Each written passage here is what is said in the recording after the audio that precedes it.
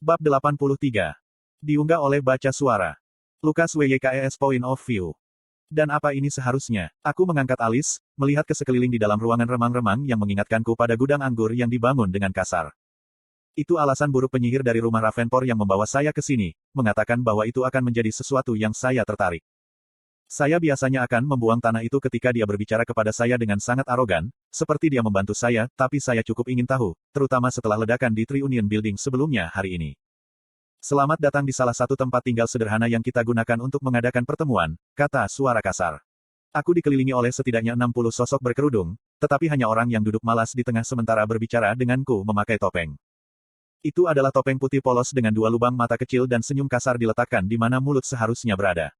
Topengnya cukup sederhana tetapi senyum yang hanya ditarik itu menimbulkan kesan menyeramkan. Charles Ravenport, yang berada di sebelah saya, mengenakan jubah berkerudung sendiri dan berlutut dengan satu kepala tertunduk. Tuanku, aku membawakan Lukas Wickes seperti yang kamu minta, katanya dengan nada hati-hati. Ah, Tuan Wickes yang terkenal, di sini dalam daging. Senang sekali Anda bisa bergabung dengan kami untuk kami yang kecil. Perang salib. Dia tertawa, mengalihkan perhatiannya dari Charles. Saya melihat sekeliling. Aku di sini bukan untuk bergabung dengan apapun. Aku datang ke sini karena penasaran, tapi aku tidak terkesan.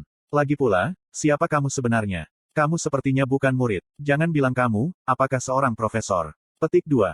Berani sekali kamu. Kamu seharusnya bersyukur bahwa kita bahkan mempertimbangkan membiarkan anjing kampung seperti kamu bergabung dengan kami. Salah satu sosok berkerudung di sebelah kananku mendesis. Iklan. Mood, aku bergema kembali, merasakan pembuluh darah menonjol dari sisi dahiku. Tanpa suara aku menyiapkan mantra untuk orang yang tak tahu terima kasih yang berani mengejekku, tetapi sebelum aku bisa menyelesaikan bini, pria di balik topeng yang tersenyum itu menjentikkan jarinya.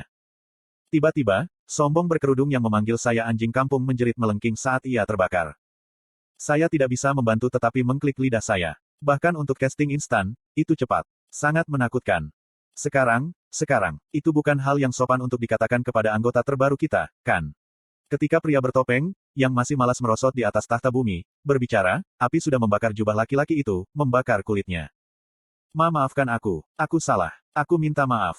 Tolong. Dia memohon ketika dia dengan putus asa mencoba merangkak ke arah pria bertopeng itu.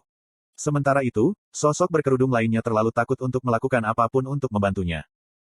Berpaling dari sosok berkerudung yang masih menjerit kesakitan, aku menghadap pria bertopeng itu. Sebelum aku memutuskan apakah aku ingin bergabung dengan kultus kecil milikmu ini, apa yang ingin kamu capai, dan mengapa kamu membutuhkanku? Aku tidak bisa merasakan inti mananya tetapi sepertinya aku tidak berada pada level yang sama dengannya. Keadaan membuatku tidak bisa bertindak secara pribadi untuk saat ini, jadi aku butuh penyihir yang mampu untuk menyelesaikan rencanaku. Kau tahu, aku benci meninggalkan jalan keluar, dia menjelaskan ketika dia menggunakan tangan untuk menopang kepalanya.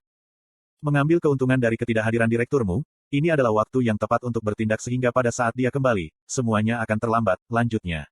Setelah menjentikkan jarinya lagi, api tiba-tiba menghilang, meninggalkan bocah itu bergerak-gerak karena rasa sakit. Dan mengenai apa yang ingin aku lakukan, katakan saja bahwa tujuanku bertepatan dengan orang-orang ini dan aku hanya berpikir bahwa akan baik untuk membunuh dua burung dengan satu batu. Semua orang di sini adalah manusia mulia yang tidak puas yang pernah merasa bangga pada fakta bahwa akademi ini dimaksudkan hanya untuk silsilah yang paling murni. Meskipun Anda mungkin pengecualian khusus untuk kasus ini, saya masih ingin Anda bergabung, jawabnya dengan jelas. Selain itu, seluruh motto, terima semua, yang diikuti akademi ini membuatku ingin muntah. Tidakkah kamu setuju, Tuan Wickes? Saat dia mengatakan ini, semua tokoh berkerudung itu mengangguk setuju. Hanya dari nadanya, aku bisa tahu bahwa pria ini menyeringai di balik topengnya. Apakah mereka membuatmu ingin muntah atau tidak, tidak masalah bagiku. Kenapa membuang-buang waktu dan tenaga untuk bak yang bisa aku remas kapan saja? Para petani yang bisa menyapu jalan mereka ke akademi ini tidak lebih baik daripada preman petualang kelas bawah yang berkeliling secara membabi buta merampas senjata mereka. Bahkan para bangsawan yang dibesarkan dalam kondisi yang paling dimanja tidak layak omong kosong bagiku. Jika hanya ini yang harus kau katakan, maka aku tidak punya alasan untuk turunkan diriku untuk dikenakan tali dan ambil perintah darimu. Lukas, sungguh hal yang menyakitkan untuk dikatakan. Bagaimana kamu bisa membandingkan dirimu dengan sejenis anjing yang diikat dengan tali? Dia menutup mulutnya dengan tangannya, dengan sinis, seolah dia benar-benar terkejut. Sepertinya apa yang aku dengar itu benar. Bahwa kamu adalah penyihir yang agak sombong yang meremehkan orang-orang yang lahir rendah. Apakah temanmu, Arthur Lewin, tidak membuktikan kamu salah dalam aspek ini? Suara kasar itu menggangguku, membuatku berhenti. Aku memutar kepalaku. Apa yang kamu Tidak perlu seorang jenius untuk mengetahuinya, meskipun kamu dipuji sebagai keajaiban di bidang sihir dan telah dimanjakan dengan eliksir dan metode penguatan sejak kebangkitanmu, kamu bukanlah pasangan yang cocok. Untuk anak itu, Arthur Lewin, dia mengangkat bahu. Aku bisa merasakan kepalan tanganku memutih karena frustrasi, tetapi dia memotongku sebelum aku bisa membantah. Yang menyedihkan adalah, dia bahkan tidak pernah mencoba. Aku bertaruh bahkan kamu selalu memiliki kecurigaan yang mengganggu bahwa dia selalu menahan diri, hahaha. Dia tertawa terbahak-bahak saat dia mencengkeram perutnya, kaki menendang di udara. Kamu pikir kamu siapa? Aku menggeram. Tubuhku sudah bersinar ketika mana tumpah keluar dari inti mana, siap untuk menembaknya, tapi aku tidak pernah melakukannya. Perasaan berdenyut ini memberitahuku untuk tidak mengacaukannya, seperti itu. Tanpa harapan. Tidak, saya Lucas Wickes dari keluarga Wickes. Tapi siapa dia sebenarnya dan mengapa dia berbicara seperti dia ada di sini sepanjang waktu, mengawasi kita? Aku sudah bilang, aku hanyalah seorang dermawan yang datang ke sini untuk perbaikan tanah ini. Saat dia mengatakan ini, dia bangkit dan membungkuk dengan berlebihan dengan kedua tangan terbuka. Sambil duduk kembali di singgasananya yang kasar, dia melanjutkan, Tuan Wickes, saya percaya bahwa, meskipun pandangan kita tidak sama, kita dapat memiliki semacam keuntungan bersama dalam hal ini. Ayo, kataku terus. Gigi terkatup. Dia mengabaikan fakta bahwa aku masih sepenuhnya dikelilingi oleh mana atribut api, hampir saja melepaskannya.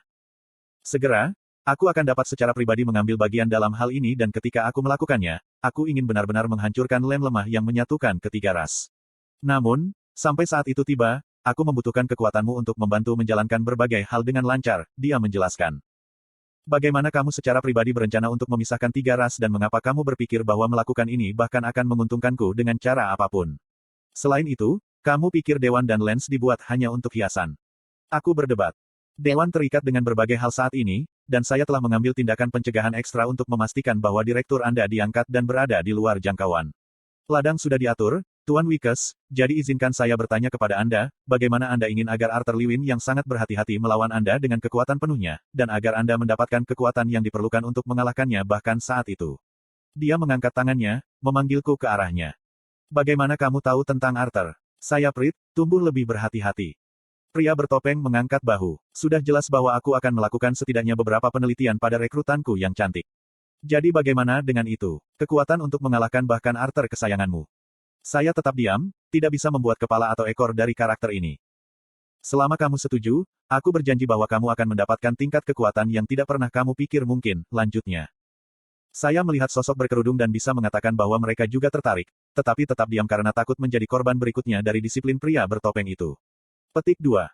Ini terlalu bagus untuk menjadi kenyataan.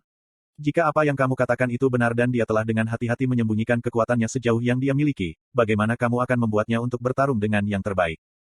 Sebenarnya, sangat sederhana, dan itu juga tugas yang harus aku selesaikan juga supaya berhasil.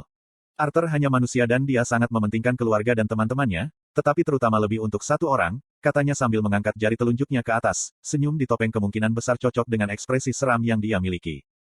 Tesia Eralit, aku berbisik, tidak bisa menyembunyikan senyum di wajahku. Ya, Tesia Eralit, peri. Di Akademi Sirus yang suci ini, peri adalah pemimpin para siswa. Apakah kalian semua menganggap ini benar? Dia berteriak pada semua orang sehingga suaranya bergema di ruang bawah tanah kecil. Tidak, semua tokoh berkerudung meraung serempak. Dia mungkin belum datang, tapi kurasa dia akan segera datang, dan kemungkinan besar bersama Arthur. Tidakkah kamu berpikir bahwa mungkin sedikit darah putri elf yang ditumpahkan seharusnya membuat temanmu, Arthur, kesal? Dia mencibir saat tangannya terbakar. Aku tidak pernah peduli pada putri peri selain berpikir bahwa dia sesuai dengan seleraku. Aku membiarkannya karena tubuhnya belum matang tetapi sepertinya ada sesuatu yang terjadi antara dia dan Arthur. Memangnya dia pikir dia itu siapa, untuk berpikir bahwa dia pantas mendapatkan seseorang seperti putri kerajaan elf. Dia hanya seorang petani rendahan. Ketika saya mulai bermain melalui skenario yang mungkin ada di kepala saya tidak bisa menahan bibir saya untuk perlahan-lahan melengkung ke atas ketika saya membayangkan kehidupan kekasih kecilnya yang berharga dalam genggaman saya ketika Arthur memohon saya untuk berhenti. Bocah yang selalu berpikir dia lebih baik daripada aku. Berlutut. Saya bertanya-tanya apakah dia akan kehilangan kewarasannya jika saya perlahan-lahan akan berdarah padanya di depannya. Saya mulai menjilat bibir saya untuk mengantisipasi. Kenapa tidak?